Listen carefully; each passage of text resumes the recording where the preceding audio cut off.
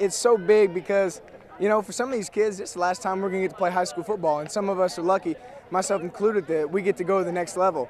I mean, this is a huge win, and this is something we're going to remember the rest of our lives. The dirty little secret about All-Star games is that they're supposed to be more about recognition than competition. Apparently, the 90 senior All-Stars taking part in Do or Die Bowl 8 weren't given that memo. All week, the quotes and the goal was to come win this game. It was clear by our coaches. It was clear by the players. Oh, yeah, there's no doubt about it. We came in the week, we said we were going to have fun, but we knew we were going to get that win one way or another.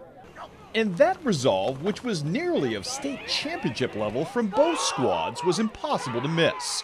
And it was best exemplified by a pair of defenses intent on imposing their will, as the first 12 minutes and change of this game proved the ultimate whitewash. An impressive feat considering all the All-State running backs, quarterbacks, and receivers who were on the turf.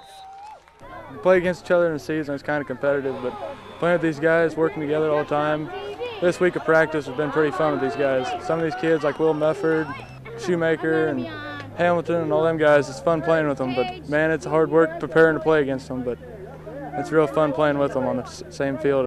Against that withering defensive pressure, it would be the East squad that would mount the first serious threat, thanks to the creativity of quarterback Matt Gunterman and a great sliding catch by Brown County's Justin Volk.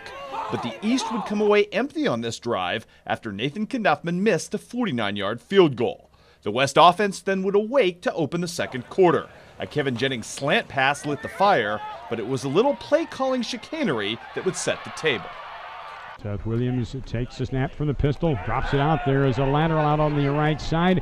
Hurley downfield. It is caught down at the 12-yard line by Matt Loader. 1st and 10, they'll mark him down at the 16. The West would follow suit with yet another trick call, this time the Seth Williams shovel pass to Jacob Lanier, which would set the table for the first score of the ball game, courtesy of Monroe City running back Shane Williams, who would break the goose eggs on the board from 2 yards out. That established, the West may have caught a considerable break on this drive, as one play prior to that touchdown, East defensive end D'Angelo Dean appears to have cleanly stripped the ball away from quarterback Seth Williams, who was saved here by a quick whistle. But the touchdown would stand, the PAT would fail, and the West had itself a 6-0 lead. And then Will Mefford, Dalton McCarty, and the rest of the West defense went back to work to preserve their first half shutout. It's nice to have speed on the field, covering the receivers. Illinois kids pretty fast. I love playing with these guys. I'd do it every weekend if I could. That 6-0 halftime deficit would balloon again on the East just minutes into the second half. And once again, it would be Shane Williams who would prove the root cause. A lot of people on the line of scrimmage for the East. Here they come. A screen set up underneath, caught by Williams at the 40. To the 35, to the 30. Needs a block. Breaks into the clear at the 20. 15, 10, 5. Touchdown! Great touchdown, Shane Williams. Well, my line did everything. I caught the ball, and all there was white jerseys in front of me making great blocks, and I just fit my way in, I had a good block from a receiver, and that's what made the play. What could have been the death knell for the East squad, now down 12-0, proved, however, to be a wake-up call, as quarterback Matt Gunterman made a huge third down completion to Justin Volk on the ensuing possession, and the East changed its offensive tact accordingly. Yeah, we went to the locker room and noticed we needed to hit the short routes a little bit to get them burnt deep, and that's what we did. As a pair of WIVC rivals working together would reverse the polarity of this entire football game. Oh, it felt great. It was a good feeling to play with Matt. He's one heck of a quarterback, and he was just telling me what to do out there. He helped me out. Matt came into the huddle, and he said hitch and go, so I did it, and then I saw the ball up in the air, and I just said, don't drop it, don't drop it. Jansen Yale most certainly did not. His 23-yard touchdown reception and the ensuing extra point would cut the East deficit down to 12-7, and the defense would bow its neck from there. This sack from Clayton Taylor forced a West 3-and-out. Then Matt Gunterman's Tim Tebow act would continue on the next drive, as he authored a wonderful possession that included this key 4th down conversion and then a little more P. Hill Triopia magic. Camper alongside Gunterman in the pistol. 3 receivers to the near side. Gunterman is back to throw. Puts the ball up into the end zone for Yale. It is touchdown! Got it over Logan Hicks, and the East is into the lead with 9:20 remaining in the football game. But you had to know it wasn't going to end just that easily, Not with Clopton-Aylesbury quarterback Scott Krager given a chance to channel, well, Scott Krager.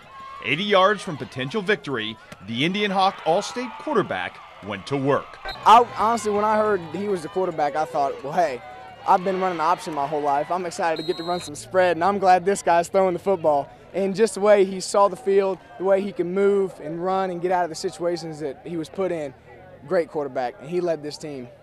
And Scott's magic march led to a moment of zen for Bowling Green's finest. Here's Brad Trinago with the go-ahead score. Here we go, first down, Krager inside dip, and a nice hole for the Bowling Green running back, and he's into the end zone. Touchdown, West. All of a sudden you're down 14-12. Do you have any doubt you could come back and get this one? Not a doubt in my mind with these guys all week. Not a doubt at all that we could come out and finish the job, and we did. And just the look on our face, and we got stuff done.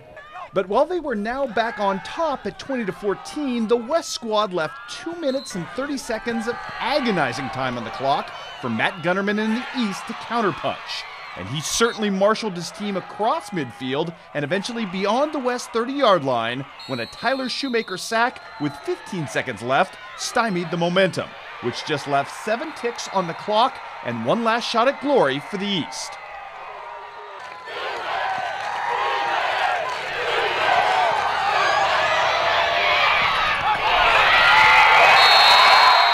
It was everything I thought it would be. It was fantastic to win. It was a fantastic crew I was playing with. It's just a real blessing to be on this team.